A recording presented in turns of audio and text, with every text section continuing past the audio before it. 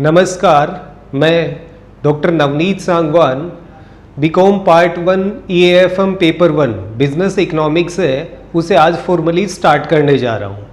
Business economics word जब भी अपन सुनते हैं तो ये दो वर्ड का कॉम्बिनेशन माना जाता है, बिजनेस प्लस इकोनॉमिक्स। अब बिजनेस क्या होता है? कोई भी टास्क है या कोई भी आपका टारगेट, कोई भी वर्क जो प्रॉफिट अर्न करने के पर्पज से किया जाता है वो बिजनेस माना जाता है। अब बात आती है दूसरी इकोनॉमिक्स की। इकोनॉमिक्स के कई सारे कंसेप्ट हैं, वो आप लोगों ने हो सकता है 12th क्लास में स्टडी करे होंगे। उसमें आपके एडम स्मिथ है, उनकी डेफिनेशन आती है जो आपके वेल्थ सेंटर्ड डेफिनेशन मानी जाती है। फिर कुछ और क्लासिकल इकोनॉमिस्ट हैं जिनमें मेन नाम आता है JB से का। उनके according economics is the science of wealth, यानी अर्थशास्त्र है वो धन का विज्ञान है। फिर उसके बाद में अल्फ्रेड मार्शल है, वो आए थे, फिर उन्होंने इसको आपके फिजिकल वेलफेयर से रिलेट करा था, यानी आपका भौतिक कल्याण जिन चीज़ों से होता है उनको उन्होंने इकोनॉमिक्स की कैटेगरी में डाला। फिर उसके बाद में रॉबिन्स वाला कंसेप्ट आता है जो स्कार्सिटी लिमिटेड या स्कार्सिटी सेंटर्ड डेफिनेशन है, वो उनके द्वारा दी गई थी। तो इन सब में और भी उसके बाद में डेवलपमेंटल इकोनॉमिक्स आया, कई सारे कंसेप्ट आए। बट ओवरऑल जब भी अपन इकोनॉमिक्स को देखते हैं तो उसको कुछ इस टाइप से डिफाइन करा जा सकता है। Economics is a social science through which we study how an individual, a family, a household, a firm, a company, a nation can maximize their profit from available scarce resources, scarce और limited resources। यानी अर्थशास्त्र है वो एक सामाजिक विज्ञान है जिसके अंतर्गत अपन ये अध्ययन करते हैं कि कैसे एक व्यक्ति, एक परिवार, एक समाज, एक फर्म, एक कंपनी, एक राष्ट्र अपने सीमित संसाधनों से अधिकतम लाभ कमाता है। अब उसके बाद में भी कई टाइप की डेफिनेशन आपको और देखने को मिल जाएगी, बट जो most popular definition business economics की है वो स्कार्सिटी सेंटर्ड डेफिनेशन मानी जाती है। अब उसके अकॉर्डिंग कई सारे कंसेप्ट हैं वो इकोनॉमिक्स में प्रोपाउंड करे गए थे। For example law of demand हो गया, लॉ ऑफ सप्लाई हो गया, इलास्टिसिटी ऑफ डिमांड हो गया। फिर उसके बाद में प्रोडक्शन फंक्शंस हैं वो आते हैं, मार्केट स्ट्रक्चर आता है, नेशनल इकोनॉमिक्स आता है, नेशनल इनकम आता है। फिर उसके बाद में फैक्टर प्राइसिंग आते हैं। ये कई सारी थ्योरीज हैं वो ऑलरेडी इकोनॉमिक्स में प्रोपाउंडेड या डेवलप्ड मिलती है। अब जो इकोनॉमिक्स की प्रोपाउंडेड थ्योरीज हैं उनको आप बिजनेस में डिसीजन मेकिंग के पर्पज से यूटिलाइज करते हैं तो वो बिजनेस इकोनॉमिक्स बन जाता है। जैसे कि आप बोर्ड पे डेफिनेशन देख पा रहे होंगे, business economics may be defined as the integration of economic theory with business practice for the purpose of decision making and forward planning, या फिर for the purpose of facilitating decision making and forward planning by the management. ये definition आप board पे भी देख रहे हैं। Main crux इस डेफिनेशन का क्या निकल के आता है कि एक तो आपकी इकोनॉमिक थ्योरी है, उनका रिलेशन बिजनेस प्रैक्टिस यानी डे टू डे जो अपनी बिजनेस में एक्टिविटीज होती है उनमें इकोनॉमिक्स की थ्योरी को इंटीग्रेट करना है। उसके बाद में उसका पर्पज क्या होगा? Decision making and forward planning. यानी तीन चीजें इस डेफिनेशन में आपकी मेन आती है। एक तो economic theory with business practice, decision making and forward planning by management. Economics की थ्योरीज है, for example law of demand है, उसके अकॉर्डिंग किसी भी कमोडिटी की प्राइस इंक्रीज होती है तो उसकी डिमांड है वो डिक्रीज हो जाती है, एंड वाइस वर्सा, यानी प्राइस डिक्रीज होगी, डिमांड इंक्रीज हो जाएगी। बट ये हर केस में कंपल्सरी नहीं होता है। तो जो ऑलरेडी प्रोपाउंडेड थ्योरीज है उसके अकॉर्डिंग उनको आप अपने बिजनेस में decision making and forward planning के लिए किस टाइप से यूटिलाइज करते हैं वो बिजनेस इकोनॉमिक्स होता है। डिसीजन मेकिंग है वो आपकी प्रेजेंट सिचुएशन के लिए होता है, यानी वर्तमान में आप निर्णय लेने का काम करते हैं, और फॉरवर्ड प्लानिंग है वो फ्यूचर के लिए होती है। यानी इकोनॉमिक्स की थ्योरी को यूटिलाइज करते हुए अपने बिजनेस में आज की डेट में डिसीजन लेना एंड फ्यूचर के लिए प्लानिंग करना बिजनेस इकोनॉमिक्स होता है। आप हिंदी में भी देख पा रहे हैं, प्रबंध को निर्णय लेने और भावी नियोजन में सुविधा प्रदान करने के लिए आर्थिक सिद्धांत का व्यावसायिक व्यवहार के साथ एकीकरण ही व्यावसायिक अर्थशास्त्र है। बात वही आ रही है अगेन, डिसीजन मेकिंग कौन लेता है? मैनेजमेंट। किसी भी कंपनी किसी भी फर्म में जाते हैं, डिसीजन है वो हमेशा मैनेजमेंट के स्तर पे लिए जाते हैं। तो मैनेजमेंट को डिसीजन लेने में या निर्णय लेने में और भावी नियोजन यानी फॉरवर्ड प्लानिंग, फ्यूचर के लिए प्लान्स बनाने में जो इकोनॉमिक्स की आपके आर्थिक सिद्धांत दिए हुए हैं या प्रोपाउंडेड हैं, उनको व्यावसायिक व्यवहार में किस तरह से उपयोग में लेके आना है, ये चीज व्यावसायिक अर्थशास्त्र होती है। तो मेरे हिसाब से आपका बिजनेस इकोनॉमिक्स या व्यावसायिक अर्थशास्त्र है, उसका मीनिंग क्लियर हो गया होगा। अगेन रिपीट कर देता हूं, दो वर्ड का कॉम्बिनेशन है बिजनेस एंड इकोनॉमिक्स। यानी बिजनेस जो डे टू डे किसी भी सोल प्रोप्राइटरशिप हो सकती है, कोई फर्म हो सकती है, कोई कंपनी हो सकती है, उसका जो भी बिजनेस है उसके लिए आप इकोनॉमिक्स में ऑलरेडी प्रोपाउंडेड थ्योरीज हैं, सिद्धांत हैं, उनको बिजनेस में अप्लाई करते हैं। किस पर्पज से? डिसीजन लेने और फॉरवर्ड प्लानिंग यानी फ्यूचर के लिए प्लान्स बनाने के लिए। तो उसे अपन बिजनेस इकोनॉमिक्स बोलते हैं। फिर उसके बाद में आती है कैरेक्टरिस्टिक्स और नेचर ऑफ बिजनेस इकोनॉमिक्स, यानी व्यावसायिक अर्थशास्त्र की क्या विशेषताएं होती है, क्या उसकी प्रकृति होती है। तो एक चीज तो अपने डेफिनेशन है उससे ही क्लियर हो जाती है कि ये किसी इंडिविजुअल बिजनेस से रिलेटेड है, इसीलिए इसका जो नेचर है वो माइक्रो इकोनॉमिक्स इन नेचर, व्यष्टि अर्थशास्त्रीय स्वभाव होता है। यानी एक इंडिविजुअल पे ये चीज अप्लाई होती है, इसलिए इसका जो नेचर है वो माइक्रो होता है। जैसे अपन यूटिलिटी एनालिसिस की बात करें, किसी इंडिविजुअल कंज्यूमर है उसके बिहेवियर की स्टडी करी जाती है। ऐसे ही आप प्रॉफिट की बात करते हैं तो वो किसी इंडिविजुअल फर्म या कंपनी के लिए होता है, तो एक पर्टिकुलर यूनिट से रिलेटेड होता है, एक सिंगल यूनिट या एकल इकाई है उससे रिलेटेड होता है, इसलिए इसका जो नेचर है वो माइक्रो होता है। यानी छोटी छोटी यूनिट्स हैं उन तक बिजनेस इकोनॉमिक्स है वो अप्लाई होता है। फिर सेकंड आता है डिटरमिनेटिव कंसेप्ट, निर्धारात्मक अवधारणा। वापस से वही एग्जांपल रिपीट कर रहा हूं लॉ ऑफ डिमांड का, यानी जब प्राइस आपकी इंक्रीज होती है तो डिमांड है वो डिक्रीज हो जाती है। ये इसका इनवर्स रिलेशन आपको देखने को मिलता है, जिसमें प्राइस है वो इंडिपेंडेंट फैक्टर है और डिमांड है वो डिपेंडेंट फैक्टर होता है प्राइस के ऊपर। तो प्राइस इंक्रीज होंगी, डिमांड डिक्रीज हो जाएंगी, ये थ्योरी अपन जनरली पढ़ते आ रहे हैं। अब एक्चुअल में हर बिजनेस में ये कंसेप्ट अप्लाई होगा, ये कंपलसरी नहीं होता है। यानी बिजनेस इकोनॉमिक्स है उसका काम नई थ्योरी डेवलप करना नहीं होता है, जो ऑलरेडी आपकी प्रोपाउंडेड या डेवलप्ड थ्योरीज होती है उनको बिजनेस में अप्लाई किस टाइप से करना है। यानी प्राइस और डिमांड का रिलेशन आपने देखा, प्राइस इंक्रीज डिमांड डिक्रीज। अब आपके बिजनेस में इसको आप किस टाइप से अप्लाई करते हैं, किस टाइप से आप अपने बिजनेस के लिए नई थ्योरीज है या फिर आप बिजनेस में कितना प्रोडक्शन करेंगे, ये डिटरमाइन करने का काम है वो बिजनेस इकोनॉमिक्स में आता है। यानी थ्योरी डेवलप नहीं करना, जो ऑलरेडी प्रोपाउंडेड या डेवलप्ड थ्योरीज है उसके अकॉर्डिंग आपको डिटरमाइन करना होता है कि फ्यूचर में क्या प्रोडक्शन करना है, कितनी क्वांटिटी में प्रोडक्शन करना है, फिर कौन से अपने कंज्यूमर होंगे, ये सारी चीजें डिटरमाइन होती है बिजनेस इकोनॉमिक्स में।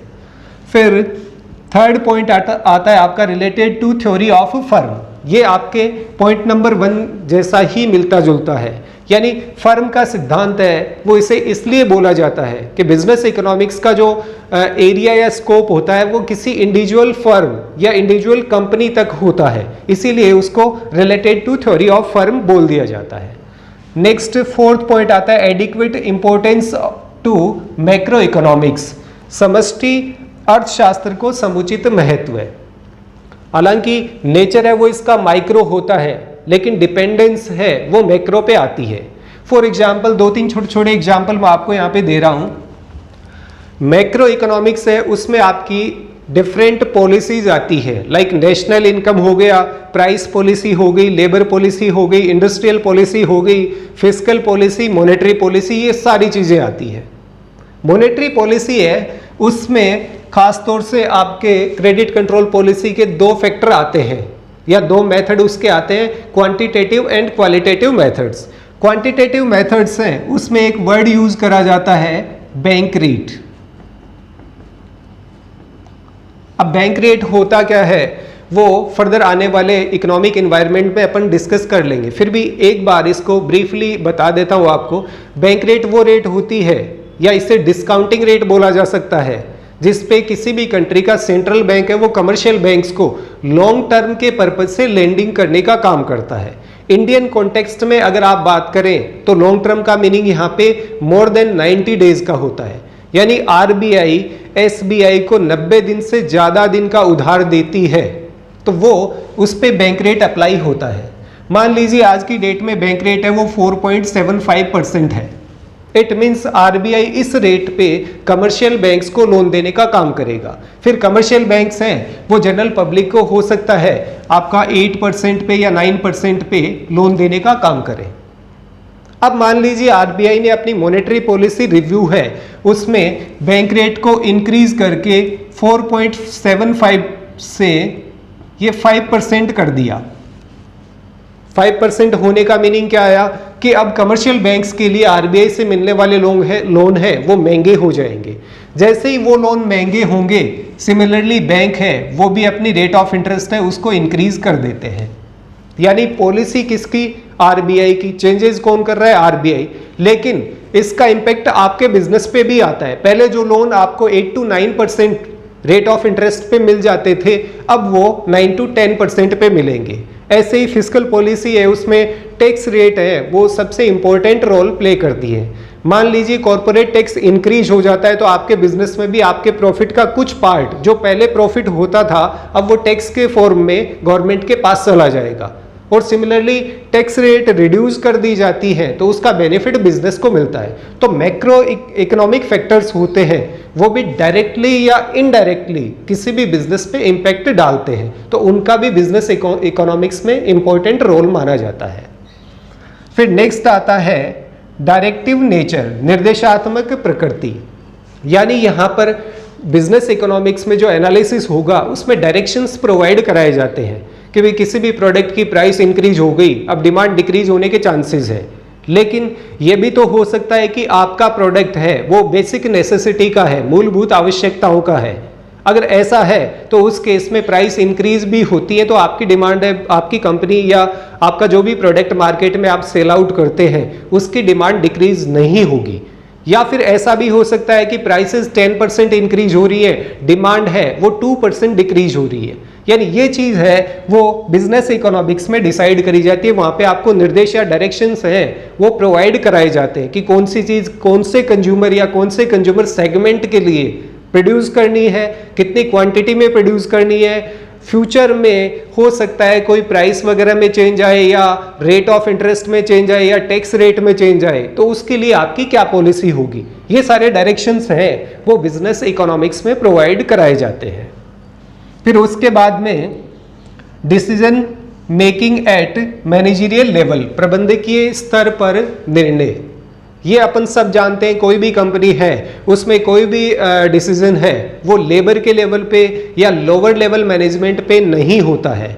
वहां पर सिंपल सा फंडा होता है, जितने भी डिसीजंस हैं वो टॉप लेवल मैनेजमेंट में लिए जाते हैं। सेम चीज बिजनेस इकोनॉमिक्स में अप्लाई होती है। नेक्स्ट आता है as an art and science, कला एवं विज्ञान के रूप में बिजनेस इकोनॉमिक्स को अपन कैसे देखते हैं। अब फिर से सेम एग्जांपल रिपीट कर रहा हूं लॉ ऑफ डिमांड का। प्राइस इंक्रीज होती है डिमांड डिक्रीज होती है, प्राइस डिक्रीज होती है डिमांड इंक्रीज होने लग जाती है। बट हर बार हर एक प्रोडक्ट के साथ में ऐसा होगा कोई कंपलसरी नहीं है। या फिर आपके पास में ये सेट रूल है प्राइस इंक्रीज होगी तो डिमांड डिक्रीज होगी। अब उसमें आपको फ्यूचर में क्या करना है ये डिसीजन लेना होता है।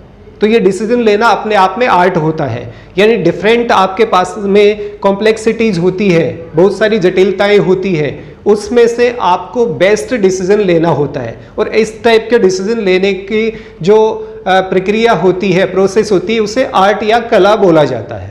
साइंस इसको इसलिए बोला जाता है कि बिजनेस इकोनॉमिक्स में कोई भी स्टडी है वो क्रोनोलॉजिकल होती है, यानी क्रमबद्ध अध्ययन किया जाता है। अब आप सिस्टमेटिक स्टडी किसी भी चीज की करते हैं तो उसे साइंस बोला जाता है। जैसे कि कोई भी एग्जाम्पल के तौर पे सेम प्रोडक्ट को आप रेगुलरली कंज्यूम कर रहे हैं तो धीरे धीरे उससे मिलने वाली यूटिलिटी है वो डिमिनिशिंग फॉर्म में गिरते हुए क्रम में होने लग जाती है।